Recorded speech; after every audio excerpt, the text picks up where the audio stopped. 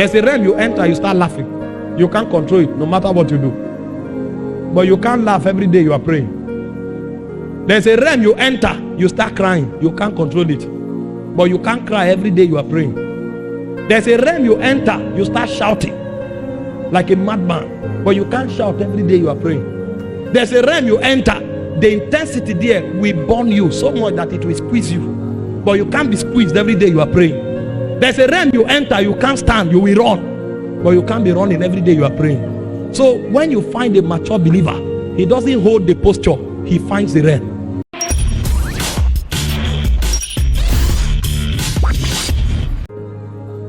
When you are on fire, don't brag that you can pray for 4 hours. When you are on fire, don't brag the way your body is shaped when you are praying. That does not profit you. That is childishness. How many 40-year-old ministers or 50-year-old Christians do you see praying like this? It happens once in a while depending on where you have entered. Because every realm you enter in the spirit has an impact on you. There's a realm you enter, you start laughing. You can't control it no matter what you do. But you can't laugh every day you are praying.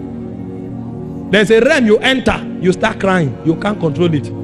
But you can't cry every day you are praying. There's a realm you enter, you start shouting like a madman. But you can't shout every day you are praying. There's a realm you enter, the intensity there will burn you so much that it will squeeze you. But you can't be squeezed every day you are praying. There's a realm you enter, you can't stand, you will run. But you can't be running every day you are praying. So when you find a mature believer, he doesn't hold the posture, he finds the realm. It's the realm that determines the operation. Young people won't like it because they enjoy what they are doing. You continue like that, after 10 years, you will know the difference. Hope you know we didn't appear here.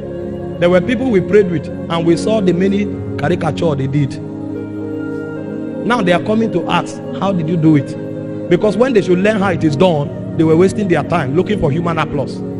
Because young people love gymnastics, and so when you are doing it, they say this is a man, this is the man. So when you are looking for fire, or when you have fire, don't pursue things that don't have value. Test your fire to the degree that is able to shift demonic influence. When you come to a place, censor that place and find out what the impact of your presence has there. When you have fire, check the weight that your prayer commands. I will not pray for 6 hours and I don't see a vision. It doesn't engender transformation and it doesn't change anything. That's why many people pray. Brings a deaf person, they become humble. Because their prayer only has weight in time. It doesn't have weight in impact. That's why you go to many houses of prayer. People's destinies are wrecked. The teaching ministries that look weak, they are the ones that make men. Because the prayer oftentimes is corrupt by human emotion. Go and find most of the generals and most of the places where great things are happening. They sit them down and teach them truth. So whatever they are doing it from the place of understanding. I'm not against any of those things. I do. All of them happen to me. And they happen to the people I raise and train. Some of us are the greatest advocates of prayer. But we don't want you to do it wrongly. Because destinies are at stake.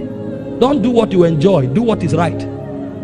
Because your destiny does not depend on what you enjoy. It depends on what is right. And so when you contact fire, you are able to bring government.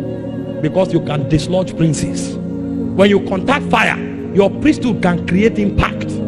When you contact fire, you have received an inheritance. And over time it will show. When you receive an inheritance in BSU here, a point will come, everybody will know that you are a man of God.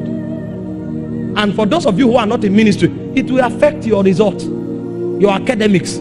It will affect the level of favor on your life. And then when you come out of the university, that thing will make you stand out. It's an inheritance. And you will not only stand out, anybody you make contact with, it will rub off on him. That is the proof that something supernatural is at work in your life. You can't be struggling, and I keep making contact with you and it doesn't affect your status in society. You can't be seeking God and I keep making contact with you and it doesn't affect the authority of God on your life. It means what I'm doing is drama. Because when you come around men like David that had fire, 400 broken men can become warriors. Because there is something supernatural there. There's an inheritance that have been received. And finally, when you have fire, you can bring witness. Now, how do you contact fire? Number one, become a sacrifice. Every time a sacrifice is placed on the altar, the fire falls. These are auto mechanisms of the spirit. And this is most important than what we will do here this morning. When you find men that are always on fire, it's because they are living sacrifices. You can contact fire and lose it. But when you become a sacrifice, you are burning all your life. So the secret of being on fire unending is to become a sacrifice. Because God responds to sacrifices by fire. Let me show you a few scriptures. 1 Kings 18 verse 38. Everything that was happening, God was not moved until the sacrifice was placed on the altar. The moment Elijah placed the sacrifice on the altar, the Bible said the fire of God fell and consumed it. God responds to sacrifice, but God's response to sacrifice is in the similitude of fire. The sacrifice is based on the effect of the fall. He has seen that this man is still suffering loss and marriage won't stop it. And so for the first 35 years of his life, he demands absolute purity and consecration. And so that thing that man is doing will be a burden to his soul. Because everywhere he sees women, his body rises.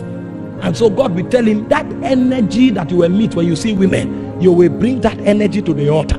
And so that man will discover the only thing that will tame his body is to pray in tongues all night.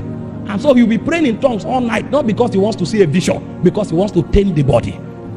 Now that prayer all night becomes a sacrifice. You will pray like that, your result will not be like that man. Because every time that man stands at night, in order to tame the body in the day, God sees it as honor to him, and that honor becomes a sacrifice on the altar. There are some other persons that God notices that they are full of pride, and so God will tell them, you will never start a ministry. All your life you will serve, and then the person will be serving all his life. That is beautiful. But if you are a pioneer and you say, because this person is serving all my life, you will limit your potential. Because the sacrifice is predicated upon the wisdom of God, his sovereignty, and his diagnosis of the impact of the fall upon your soul.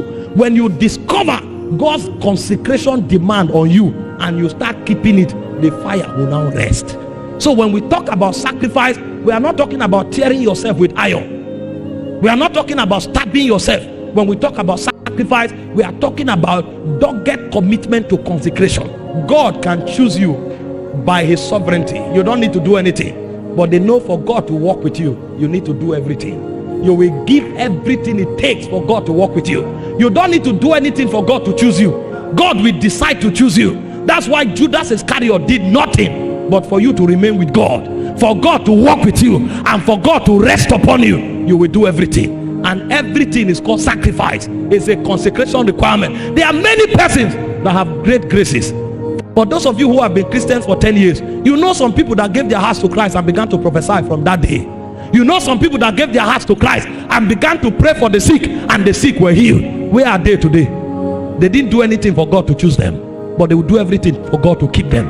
The keeping of God is the fire of the Holy Spirit, and it resonates on consecration. There's a realm you enter where your revelation no longer counts.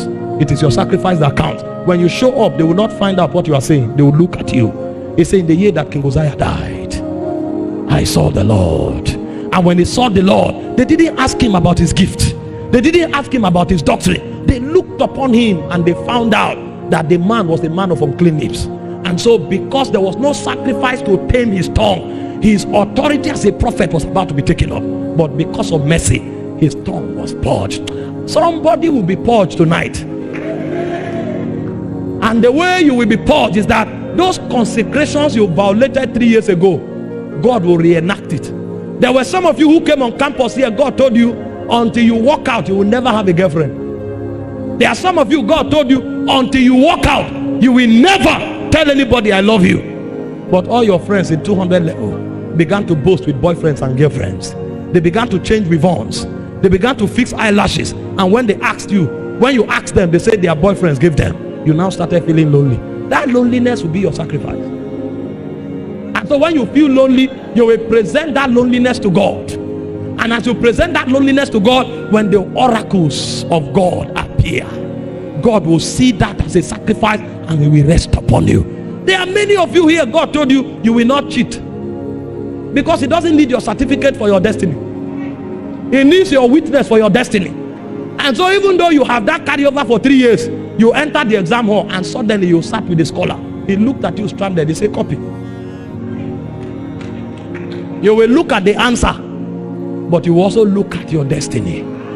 Because the great one said, don't cheat. You will rather come back for an extra year. You will come back for another extra year. It's either you pay the price to read or you face the shame of failing. But for you to cheat is a sacrifice. You can never try. You want to find out how men become powerful with God. These are the doorways. You don't become powerful with God just by cheaply associating with somebody. You don't become powerful with God simply by doing something that is born out of your senses. You become powerful with God because you pay the price of sacrifice. And when God sees it, He knows that you are dependable. And so the way God validates you to your generation is that He puts His fire upon you. Anything you touch burns. And it is the flame that burns that your generation celebrates. No generation celebrates the face of a man. Every generation celebrates the kind of flame that comes out of you. There are those that carry the flame of purity. There are those that carry the flame of power. There are those that carry the flame of influence. There are those that carry the flame of gifts of the Spirit. God will keep burning upon them, and their generation will surround them celebrating. You want to carry fire, you must make up your mind to accept the demands of sacrifice.